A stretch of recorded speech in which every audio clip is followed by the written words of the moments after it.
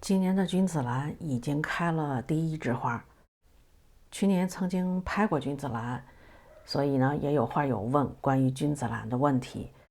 那今天这期视频我就来讲一下关于君子兰的那些事儿，包括授粉、种植、移栽、养护等等。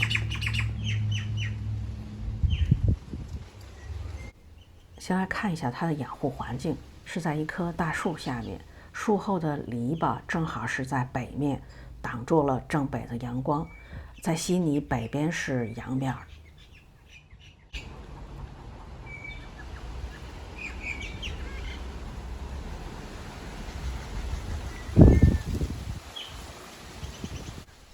君子兰最喜欢的光照环境就是这样的，大树下面，户外的明亮散射光，几乎没有直射的阳光。树缝里也许斑斑驳驳的能有一点点吧。通风透气，能够淋得到雨，但土壤是沙质的，排水非常的好，有很多的落叶堆在那儿。冬季如果不低于零上5度都可以养在户外，悉尼这边基本上在9度10度之上，所以我的君子兰是完全地栽的，直接种在院子里，4季都在户外。君子兰非常耐旱，它其实是怕积水的，土完全干得透透的，再浇都没有问题。我的这些就是靠雨水，很久不下雨也没见它的叶子有干啊皱啊的问题。所以如果您是盆栽的，不用担心它缺水，直到盆土完全干透了再浇透水就行。我家的君子兰每年大概就是8月底9月初开始陆陆续续抽花剑，然后9月晚些时候10月份算是盛花期吧。我也不施肥，主要就是靠这些一年一年积攒的落叶变成腐殖质吧。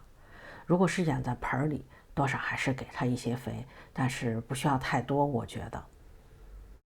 如果有自己发酵的，比方说果皮肥啊、淘米水肥啊，我估计都可以。我这个呢，剪的草啊、落的叶子啊，哗啦哗啦就都给它堆到墙边，一年一年的就自己在那儿发酵。拔一颗出来看看，它的根就这样很胖，它真的非常耐旱，就拔出来放到那儿，放个几天再去埋都不会有问题。君子兰的品种非常的少，从叶子上看就是有宽的有窄的，宽的呢通常这个叶子就短一些，窄的叶子呢就长一些，长一些也就是显得高一些。看我大树底下这个就是细叶的，它就非常高，那些宽叶的就矮许多。而且细叶这个花颜色通常都比较淡，这个就是颜色很淡。我那些宽叶的颜色要红得多，但是那些还没开，每年那些宽叶的都比这个窄叶的开花稍微晚一点。除了橙色、橙红色的花，现在还有黄色的花，还有一种花，花的开口不大，而且都是下垂的，那一种叫做垂笑。常见的大致也就这么几个品种，但我不知道有没有又有人培育出什么新的品种。如果是想要盆栽，我个人是觉得宽叶的可能比较好，原因就是它长得相对的矮一点，叶子也更容易养得比较齐整。再就是它那个花，通常宽叶的花头我觉得更大一些。看我这个，有一个花叶的，就是有浅色条纹。我这是今天刚看见，之前我都没太注意，我不知道是什么原因造成它有这个条纹，是个新品种吗？我这儿好多都是用种子种出来的，因为我这儿宽叶窄叶都有，他们授粉的时候估计会杂交吧，所以你看这个也说不上是宽叶还是窄叶的，中间宽度。如果是养在户外，开花之后不用管它，自己也会结果，可能是风，也可能是虫就帮它授粉了。这个红果里头是种子，可以种。从授粉到长成这样，就是变红成熟，大概1年吧。去年9、10月份开花嘛，这现在才刚红。果子变红之后就可以摘下来去种了。如果不摘，再过一段时间，它自己慢慢的也就都会掉了。如果是养在室内的，可能需要帮它人工授一下粉。授粉呢就需要认一下什么是花药，什么是它的雌蕊，其实蛮好认的。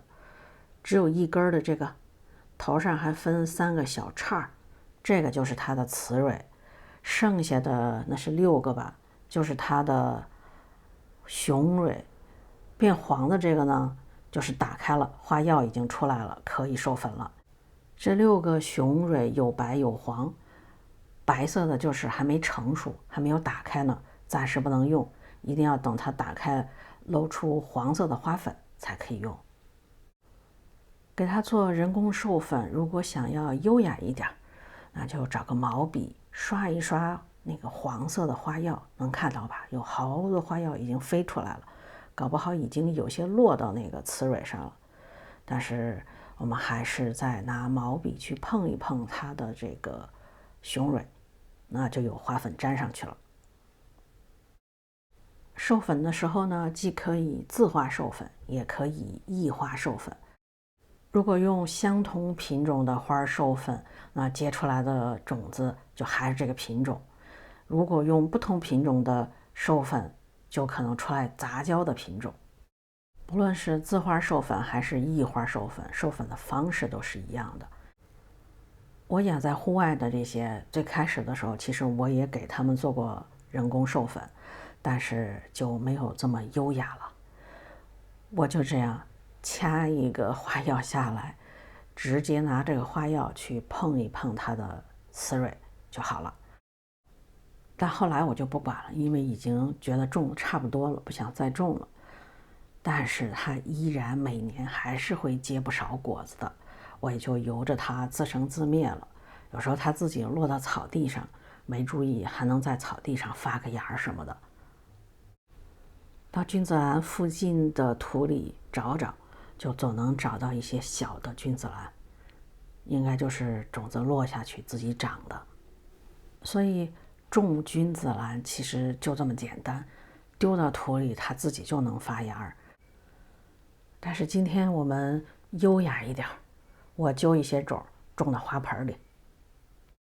这些红果子有大有小，小的里面可能就1粒种子，大的可能好几粒。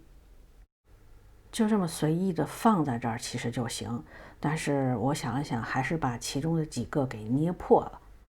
整颗果子种和捏破了再种都行，可以薄薄的盖上一层土。也可以用其他东西，比方说你有稻草啊，或者什么椰纤维啊之类的，盖上一点就行，主要是保湿，稍微不需要埋得很深，因为那个果子自己掉下来，掉到土的表面，它都能发芽。可以浇一次透水，我放的这个位置是能够淋得到雨的，我估计我不用太浇水了，之后就等着下点雨就足够了。当然如果您那儿太干，就稍微浇点水也行，但是不需要特别湿的，微微有点湿气就行。被水给滋出来了，我稍微把它摁一摁，在面上其实没事儿，主要就是下去觉得可能更湿润一些。然后就是等着了，今天是8月31号，我估计等我那些花大量开的时候，它就应该能够发芽了。我忽然想到，万一有人想看看种子长得什么样，所以我又去摘了俩，皮儿剥了，洗干净了，放在这儿。这就是君子兰种子的样子。如果剥成这样去种也是可以的。这几粒我最后也都扔在这盆里了。还记得刚才看到还有君子兰裸根躺在草地上呢，我们去把它埋起来。君子兰的移栽啊，非常的简单，它的土最好就是沙土，就这种一拔就能出来的那个状态是最好的。埋呢也很简单，不用埋很深，稍稍挖一点坑，把它那些根堆在那儿就行，胡乱的给它上面堆点土啊，什么树叶啊，它就可以活。我这是把这2棵移栽到橘子树底下不见阳光的这个位置了。我已经扔了一些种子在这儿，但是再放2颗大的在这儿，这样比较快一些嘛。而且还又种了一花盆，等那些苗出来以后可以移栽到这儿。君子兰呢并不是兰科植物，但是养它还真的有点像养兰花，不需要对它过分的好，就是不能关注它太多，水肥太多以后反倒出问题。总结一下，明亮的散射光，温度是最好在5度以上，它的适生温度是15到25度，大概这个样子。但是在通风好的情况下，30多度也是没有问题的。浇水一定是见干见湿，不能积水，干透了再浇透。施肥可以是薄肥，但是不需要勤施，可以用固体缓释肥，如果自己积的有机肥也非常好。